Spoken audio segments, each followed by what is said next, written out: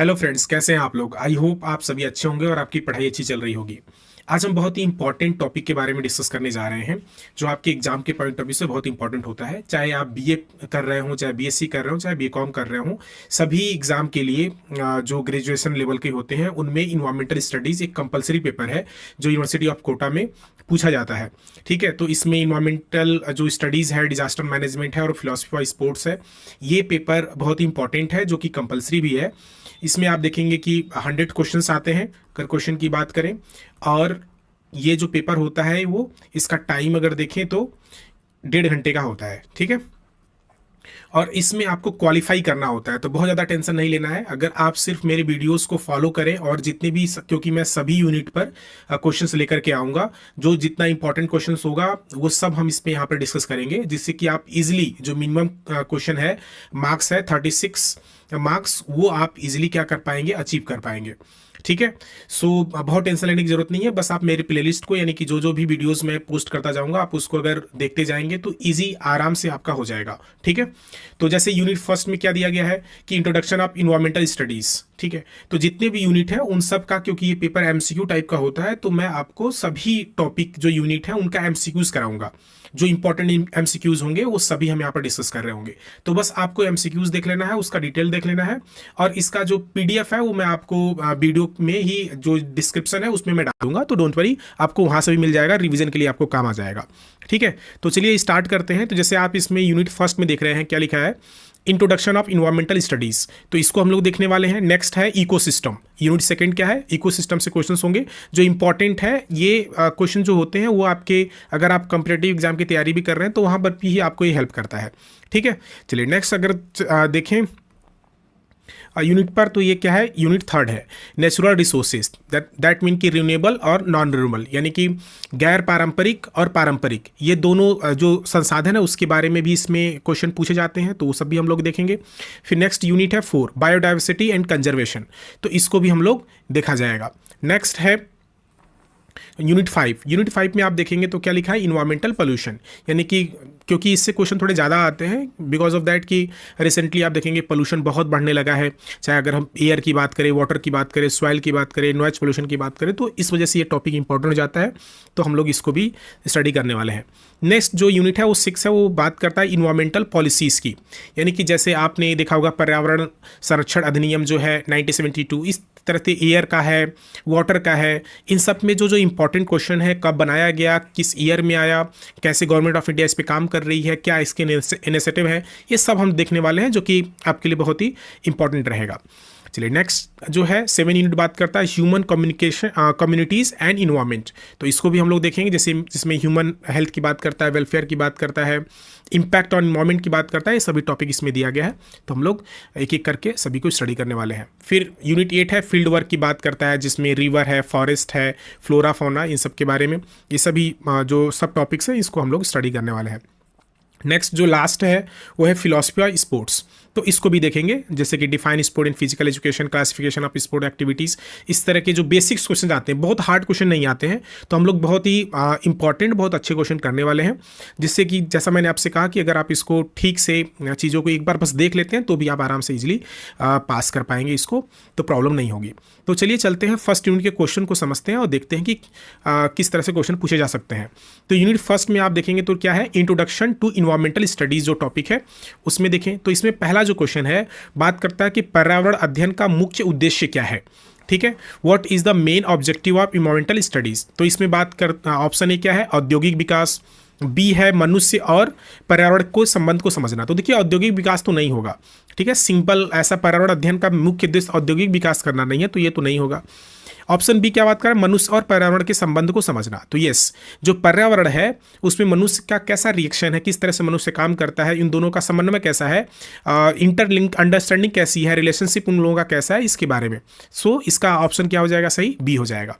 और केवल यहाँ बात कर रहा केवल पौधों का तो नहीं, इसमें जानवरों और पौधों दोनों का अध्ययन किया जाता है, तो इसका ऑप्शन क्या हो जाएगा, बी हो जाएगा। नेक्स्ट जैसे एक्सप्लेनेशन आप देखेंगे तो क्या है कि पर्यावरण अध्ययन का मुख्य उद्देश्य मनुष्य और पर्यावरण के बीच संबंध को समझना और पर्यावरण संरक्षण के उपायों को जानना है। ठीक है, तो इसका आंसर क्या था, बी था। चलिए नेक्स्ट क्वेश्चन पे चलते हैं। क्वेश्चन नंबर सेकंड का बात करता है कि पर्यावरण अध्ययन किस प्रकार का विषय है, यानी कि इन्वायरमेंटल स्टडीज किस टाइप का सब्जेक्ट है। तो क्या ये एकल है, तो नहीं, क्योंकि इसमें बहुत सारी चीज़ों को पढ़ते हैं समझते हैं, तो ये नहीं होगा। और बी क्या है, बहुविषयक विषय, यानी कि मल्टी डिसिप्लिनरी सब्जेक्ट, यानी कि बहुत सारे सब्जेक्ट को मिला करके पर्यावरण का अध्ययन किया जाता है सब, यानी कि उनका एक इंटर डिसिप्लिनरी अप्रोच आपको देखने को मिलेगा। और क्योंकि ये बहुविषय होता है तो इस वजह से मल्टी डिसिप्लिनरी सब्जेक्ट भी इसको कहते हैं। सो आंसर क्या हो जाएगा, बी हो जाएगा। ठीक है, इनमें सब आ जाएगा। और नेक्स्ट है, जैसे आप यहाँ पर देख लीजिए क्या लिखा है, यह एक बहुविषयक यानी कि मल्टी डिसिप्लिनरी विषय है जिसमें जीव विज्ञान, भूगोल, रसायन विज्ञान, समाजशास्त्र आदि विषयों का ज्ञान शामिल होता है। चलिए नेक्स्ट चलते हैं। क्वेश्चन नंबर थर्ड, पर्यावरण अध्ययन में निम्न में से कौन सा विषय शामिल है। तो जैसा अभी आपने प्रीवियस में देखा तो क्या है, इसमें जीव विज्ञान भी शामिल होता है, इसमें भूगोल भी है, समाजशास्त्र भी है। दैट मीन कि इसका आंसर क्या हो जाएगा, डी हो जाएगा। यहाँ पर आप देखेंगे biology, geography, sociology, economy, chemistry, ये सभी सब्जेक्ट शामिल होते हैं, इससे बहुविषयक भी इनको कहा जाता है। नेक्स्ट चलते हैं क्वेश्चन नंबर 4 पर। इकोलॉजी शब्द किसने दिया है, who coined the term ecology. ठीक है, तो इसको दिया था किसने, चार्ल्स डार्विन नहीं दिया था, अर्नेस्ट हैकल ने दिया था। ठीक है, इस वजह से इसका आंसर क्या हो जाएगा, बी हो जाएगा। अगर यहाँ पर देखेंगे तो क्या है, अर्नेस्ट हैकल ने 1866 में इकोलॉजी शब्द दिया, जिसका अर्थ क्या होता है, जीवों और उनके पर्यावरण के बीच में संबंधों का अध्ययन करना। ठीक है, तो याद रखना 1866 में इकोलॉजी किसने दिया था, अर्नेस्ट हैकल ने दिया था। चलिए नेक्स्ट क्वेश्चन पे चलते हैं। क्वेश्चन नंबर 5 है, इकोसिस्टम शब्द किसने दिया। इकोलॉजी तो अर्नेस्ट हैकल ने दिया, तो इकोसिस्टम किसने दिया, तो ये इसको दिया है एजी टास्ले ने। तो इसका आंसर ए हो जाएगा, एजी टास्ले ने इसको दिया था। ठीक है, जैसे इन्होंने 1935 में इकोसिस्टम शब्द दिया, और यह जीवित और निर्जीव यानी कि बायोटिक और एबायोटिक जो कंपोनेंट होते हैं उनके बीच के रिलेशन की बात करता है, दर्शाता है। ठीक है, इकोसिस्टम, तो याद रखना। नेक्स्ट है क्वेश्चन नंबर 6, पर्यावरण के मुख्य घटक कौन से हैं, यानी कि मेन कंपोनेंट ऑफ इन्वायरमेंट क्या क्या है। तो अभी हमने बात किया क्या, बायोटिक और एबायोटिक, यानी कि दोनों है, तो इसका आंसर क्या हो जाएगा, ए एंड बी दोनों, सी होगा इसका आंसर। ठीक है, तो पर्यावरण के दो घटक होते हैं, जैविक और अजैविक। जैविक में आप देखेंगे तो पौधे, पशु और सूक्ष्म जीव, यानी कि जिसमें जीव है, जीवन है, वो जैविक में आ जाएगा। अजैविक में क्या है, जैसे जल है, वायु है, मिट्टी है, तापमान है, ये सभी एबायोटिक में आते हैं। नेक्स्ट क्वेश्चन को देखें तो सस्टेनेबिलिटी का अर्थ क्या है, व्हाट डज सस्टेनेबिलिटी मीन्स। तो इसको सततता भी कह सकते हैं। ठीक है, सस्टेनेबिलिटी को, तो फर्स्ट क्या है, संसाधनों का असीमित उपयोग, तो नहीं, अगर असीमित करेंगे तो क्या हो जाएगा, तो उसका खत्म हो जाएगा, मतलब बचेगा ही नहीं, तो ये तो नहीं होगा। वर्तमान और भविष्य की पीढ़ियों के लिए संसाधनों का उपयोग, तो ये आंसर होगा, क्योंकि सतत का मतलब होता है कि आप ऐसा उपयोग करें कि आने वाली जनरेशन के लिए भी क्या हो, बची रहे चीज़ें। तो वर्तमान और भविष्य दोनों पीढ़ियों के लिए क्या हो, ऐसा यूज़ आप करें कि दोनों के लिए संसाधन बचा रहे। ऐसा नहीं कि आप पूरा तरह से एग्जॉस्ट कर जाएं और आने वाली पीढ़ियों के लिए क्या हो, ना बचे। तो केवल आर्थिक विकास नहीं है, तो ये नहीं होगा और ये भी नहीं होगा, सो आंसर इसका बी होगा। चलिए नेक्स्ट चलते हैं। जैसे इसमें आप देखेंगे तो सस्टेनेबिलिटी का अर्थ क्या है कि प्राकृतिक संसाधनों का ऐसा उपयोग जिससे वर्तमान और भविष्य दोनों पीढ़ियों की आवश्यकता पूरी हो सके। ठीक है, सस्टेनेबल यानी कि सतत रूप से, आपको इसको धारणीय विकास भी कहते हैं, याद रखना, एक हिंदी में धारणीय विकास भी इसको कहा जाता है। चलिए नेक्स्ट क्वेश्चन नंबर 8 है कि सस्टेनेबल डेवलपमेंट की परिभाषा किसने दी थी। ठीक है, हु डिफाइन सस्टेनेबल डेवलपमेंट, तो इसको दिया था ब्रटलैंड कमीशन ने। ठीक है, यूनेस्को ने नहीं दिया था, तो इसका आंसर क्या हो जाएगा, ये इंपॉर्टेंट है, याद रखना, ऐसे क्वेश्चन पूछे जाते हैं। ये कब दिया था, 1987 में ब्रटलैंड आयोग ने सतत विकास की परिभाषा दी थी। चलिए नेक्स्ट चलते हैं। सस्टेनेबल डेवलपमेंट की प्रसिद्ध रिपोर्ट का नाम क्या है, यानी कि name of the famous report on sustainable development. तो क्या साइलेंट स्प्रिंग है, आवर कॉमन फ्यूचर है, लिमिट टू ग्रोथ है, या अर्थ चार्टर है। तो इसका आंसर क्या हो जाएगा, बी, आवर कॉमन फ्यूचर में सस्टेनेबल डेवलपमेंट की रिपोर्ट का नाम दिया गया था। ठीक है, नेक्स्ट है, देखिए यहाँ पर आप देखेंगे तो ब्रटलैंड जो आयोग की रिपोर्ट थी उसमें क्या था, आवर कॉमन फ्यूचर, जो कि अभी हमने देखा कि 1987 में सतत विकास की अवधारणा का विस्तार के बारे में बात की गई थी। नेक्स्ट क्वेश्चन पर देखें, पर्यावरण अध्ययन का महत्व क्या है, यानी कि क्या इंपॉर्टेंस है, हमें क्यों पढ़ना चाहिए ये जो स्टडीज़ है। और इस वजह से आपके एग्ज़ाम में भी जो ग्रेजुएशन का एग्ज़ाम है उसमें ये पूछा भी जा रहा है कि एटलीस्ट आपको पता हो कि इन्वायरमेंट को आप जानते हैं कि नहीं, आपके आसपास क्या चीज़ें हो रही हैं, किस तरह से हमें अपने पर्यावरण को संरक्षित करना है। इस वजह से ये सिलेबस में भी दिया गया, कंपलसरी हालांकि बनाया गया कि आपको नॉलेज होना चाहिए, एटलीस्ट बहुत डिटेल भी नहीं, लेकिन आपको एक अच्छा नॉलेज होना चाहिए। तो पर्यावरण जागरूकता, तो हाँ यस होना चाहिए। रिसोर्स कंजर्वेशन, हाँ संसाधनों को संरक्षण जरूर करना चाहिए कि आने वाली पीढ़ियों के लिए भी लाभ हो। प्रदूषण को नियंत्रित करना चाहिए, तो इसका आंसर क्या हो जाएगा, डी हो जाएगा। ठीक है, नेक्स्ट जैसे ये है कि यह विषय पर्यावरण जागरूकता, संसाधन संरक्षण और प्रदूषण नियंत्रण के बारे में भी जानकारी देता है। नेक्स्ट क्वेश्चन नंबर 11 की बात करें तो what are the natural resources. Natural resources actually क्या है, इसके बारे में आपसे पूछा जा रहा है।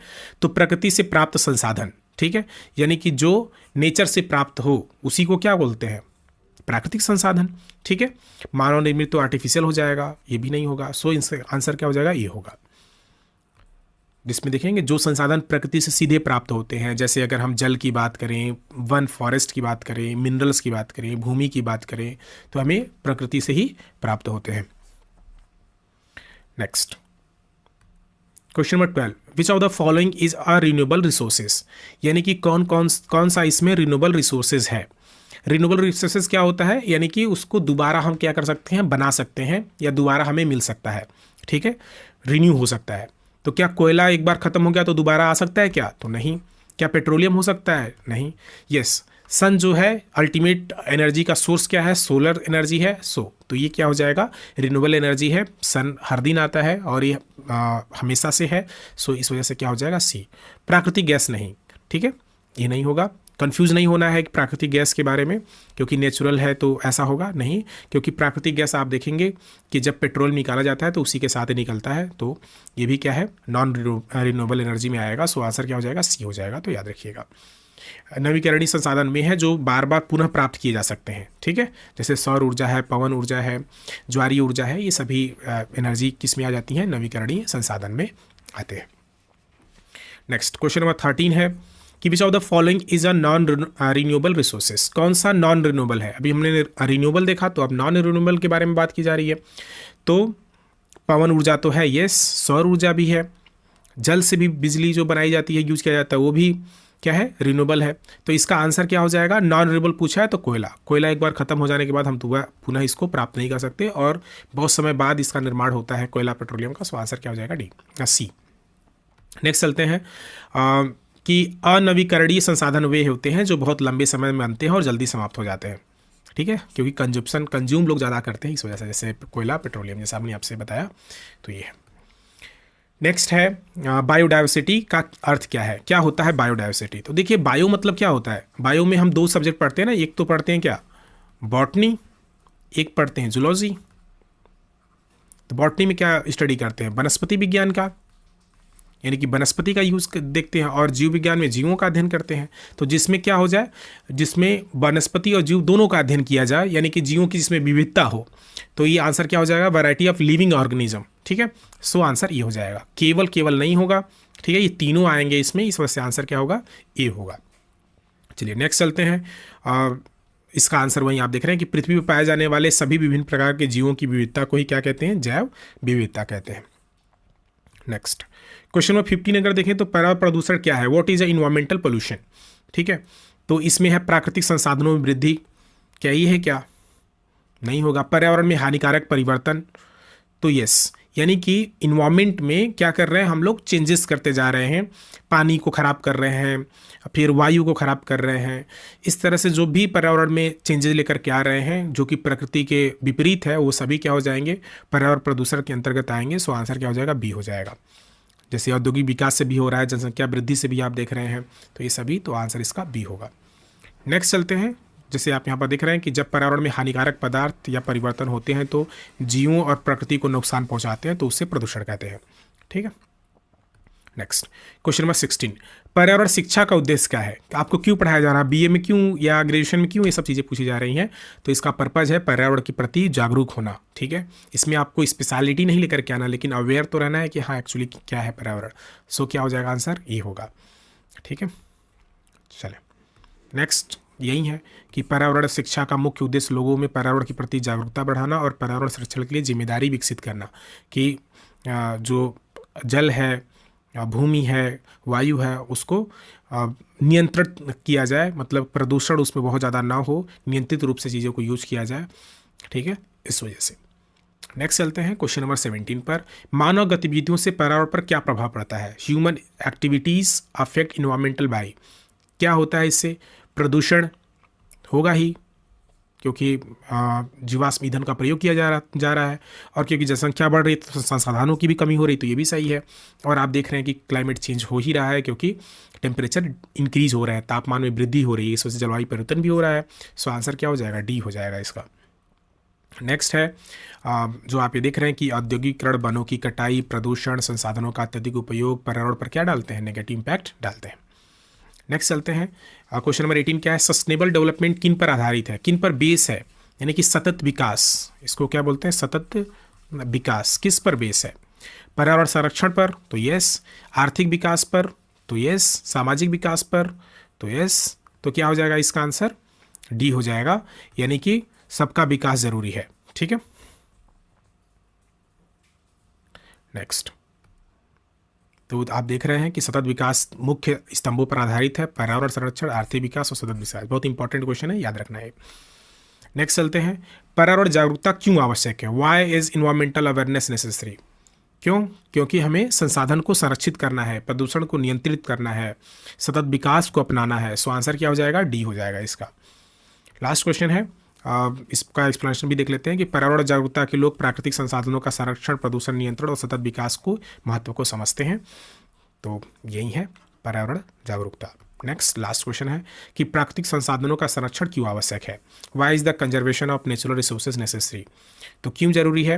क्योंकि अगर हम प्राकृतिक संसाधनों को संरक्षित करेंगे तो वर्तमान पीढ़ी के लिए ये इंपॉर्टेंट है, भविष्य की पीढ़ी के लिए जरूरी है, और हमारा इकोलॉजिकल बैलेंस यानी कि पर्यावरण संतुलन भी होगा। सो इसका आंसर क्या होगा? डी होगा। तो ये सभी चीज़ें आपको समझनी है और ध्यान रखना है।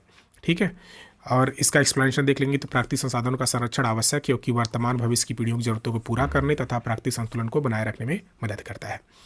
ठीक है, तो इस यूनिट फर्स्ट से हमने 20 क्वेश्चंस को देखा है, जो कि बहुत इजी था, और ऐसे ही सारे यूनिट को हम करने वाले हैं गाइस, और चीज़ों को समझेंगे, देखेंगे एक एक यूनिट का। कुछ यूनिट तो बहुत इंपॉर्टेंट है, तो उन सभी क्वेश्चन को उसका डिटेल भी लेकर के आएंगे और आपको करेंगे। अगर आपने इसको फॉलो कर लिया तो आपको बिल्कुल ईजिली आप तरीके से आप अपने इन्वायरमेंटल स्टडीज़ के पेपर में पास हो जाएंगे। तो इसके लिए आपको मेरे चैनल को सब्सक्राइब करना होगा अगर आपको ठीक लग रहा है तो, और वीडियो को शेयर भी करें अपने दूसरे दोस्तों के साथ जो लोग भी ग्रेजुएशन कर रहे हैं उनके साथ, तो उनका भी हेल्प हो जाएगी। ठीक है, तो आप इसको लाइक करें, शेयर करें और सब्सक्राइब भी करें। Thank you all, have a good day.